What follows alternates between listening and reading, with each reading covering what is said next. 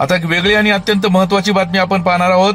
राज्यात महायुतीची सत्ता येत असल्याचे विधानसभा निवडणुकीच्या निकालावरून स्पष्ट होत आहे.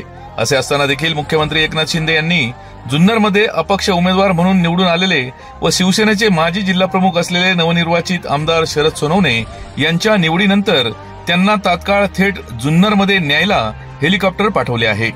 थेट मुख्यमंत्र्यांनी हेलिकॉप्टर पाठवल्यामुळे शरद सोनवणे यांची वर्णी मंत्रिमंडळात लागते का याविषयी जुन्नर तालुक्यात चर्चा रंगू लागल्या आहेत. याच बातमीची काही दृश्य पाठवली आहेत. आपला आवाज न्यूज नेटवर्कचे कार्यकारी संपादक किरण वाजगे यांनी. पाहूयात.